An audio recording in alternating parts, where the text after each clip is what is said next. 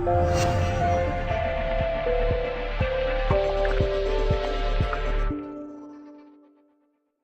that. Also, John, I might start to unmute Daryl and Jean, and just for them to be able to jump in at any point. Although we've got sections that yourselves will be doing, I think if we can do that, Daryl and Jean, I'm going to unmute you and see how we go with that. All right. Excellent stuff. Thank you, Peter. And Daryl or Jean, did you want to add any more before we go into some of the group work, some of the do's and don'ts? No, this is Jean, and all good. Yep, continue, John. Excellent stuff, guys. Look, I found this word, isn't it? Glossophobia. I reckon you could put it in your dictionary. You should be able to use it at your next trivia night. The glossophobia, the fear of public speaking. And by all accounts, it's about that 75% of people that experience that real nervousness, that anxiety when people speak. So you can impress or unimpress your friends next time you want to come along and use the word of glossophobia, because in reality, that's a great majority of people. And there have been many stats bandied around about how standing and delivering can be really difficult for some people. And I want to break that down a little bit. Once again, if we go to what it is that in providing information about the learner, we need to do a number of things.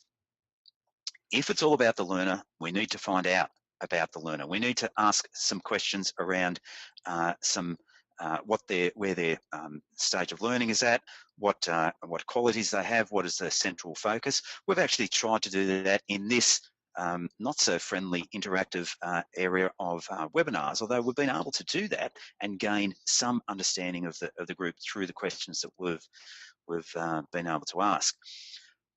But in trying to unleash the quality of the group, there are some things that we would suggest that you do not. There are some things that you don't do. Give them lots of information. The provision of lots of information makes you, the presenter, feel pretty good, and it might put you up there as a perceived expert, but I'm not sure that it actually elicits very good learning. Because you've given that information, there is sometimes an expectation that they consume and therefore they know.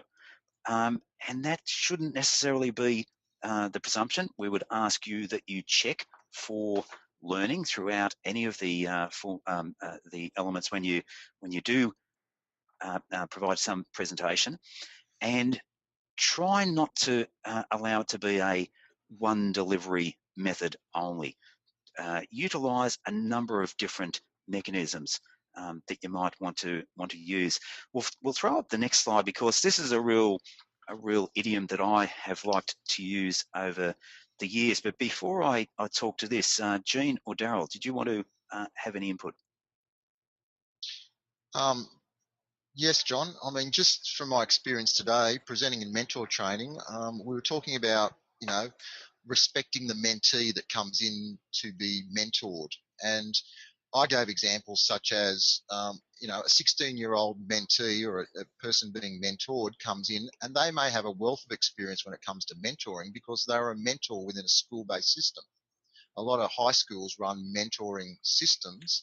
So I think what has to happen, there has to be more respect for the learner when it comes to facilitation of coach education programs or further education. Yeah, good call. Jean? Nothing to add there, John. Okay, excellent stuff. This is my what does this mean? Learning is both non-sequential and idiosyncratic, and what that basically means is that both you and I don't learn necessarily at the same rate, nor actually pick up on the same elements at the same time. So if that is the case, if learning is both non-sequential and idiosyncratic, then we as presenters need to be able to provide opportunities for people to pick up on some of the learning elements through different ways and potentially at different times. Some people can pick up on some elements very well, very quickly through reading through some information. Others need to play with it. They need to get out there and they need to be quite practical about it. So if it is all about the learner, there are a couple of do's. We've said that there are a couple of don'ts that you actually come up with. There are some real do's that we need to look at as well. We need to look for lots of opportunity for learning. That means don't just provide once or twice. In fact, in my experience of coach education, I've found nearly as a rule that the third and perhaps fourth time, but certainly the third time, a person has a go at trying to provide education training, conducting a new skill, identifying an element of their presenting or their coaching that they're foreign with, and trying to get on top of that. It seems to take that 3 times. So don't be afraid to provide plenty of opportunity for the learning experience to occur. Now, this is often very difficult when you've got limited time to actually provide that.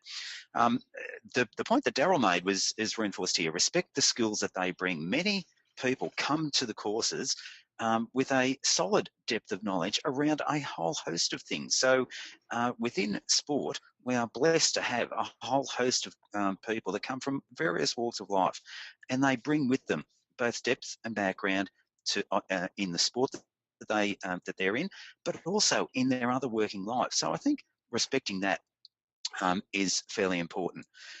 I think it's really important to engage the audience and challenge the learner. Now, you can do that effectively if you are in a smaller group. It is very, very difficult to do that in a large group. There are some ways in which you might be able to do that, in that stand and deliver type technique. But engaging the audience and challenging the learner becomes a really important element in being able to get some central messages across. Review, introduce, reinforce, introduce, review, reinforce, bring it around all the time. Don't be afraid to check for learning. Keep coming back, repeating some of those elements, potentially repeating some of those elements in a different manner. You might use a video to provide some level of reinforcement. You might use some small discussion groups to provide another opportunity for learning within the same environment. And you might even provide a practical measure by which you might get them to practice the learning element that you're after. So with that, it goes to the next point of providing variety in presentation style and technique. Now, I just want to, before we go too much further, I just want to give a little bit of a, a rider on here. Let's not forget that we are talking about, undertaking education and training, learning, presenting within the coaching or officiating environment, within the sports environment. So these we provide the learning environment within the education and development framework. That is to attain the competence of a level 1 or a level 2 or a level 3 or whatever the appropriate accreditation is. We're looking for, so there is a framework. What I'm trying to identify here is there's a framework upon which we might be able to provide the education and training. It's not a standard open book. We are seeking to provide training in order to attain an outcome. And in fact, many people like to utilize what they call reverse engineering in the curriculum development, which is, here is the outcome, here is the competency that we're after. Now, after we've got to find out about the audience, now we can nearly determine the type of learning that we might actually seek to look at. So what I want to look at now, and a number of people in the survey have said, let's look at presentation or oration. Let's look at the stand and deliver mechanism for learning versus facilitating learning in different groups. So if you are a facilitator, don't forget that you are a facilitator of learning. I want to reinforce this. I've said it 3 or 4 times. We will probably, if there's one thing that you'll probably get sick of, it is that. So don't be afraid to modify your presentations to best reflect the capacity of the learners.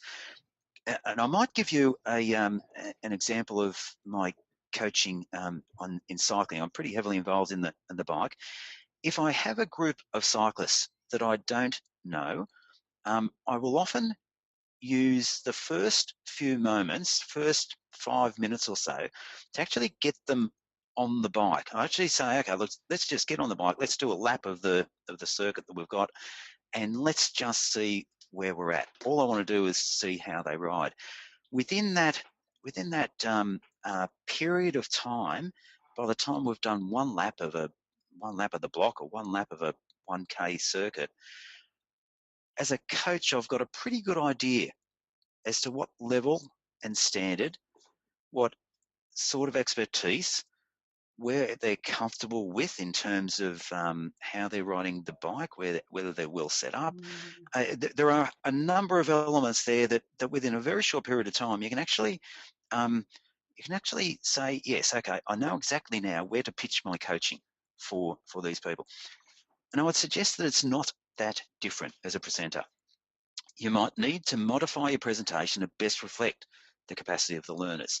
So in order to do that, you may well need to ask lots of questions. In fact, Daryl, later on in this session, will be doing exactly that, looking at ways in which we might be able to ask lots of questions to do two things. One, certainly ascertain the level of knowledge and experience and depth of understanding that they have, but we can also ask lots of questions to elicit learning. Asking the right questions allows them, the learner, to reflect on some of the ways in which they might go about things.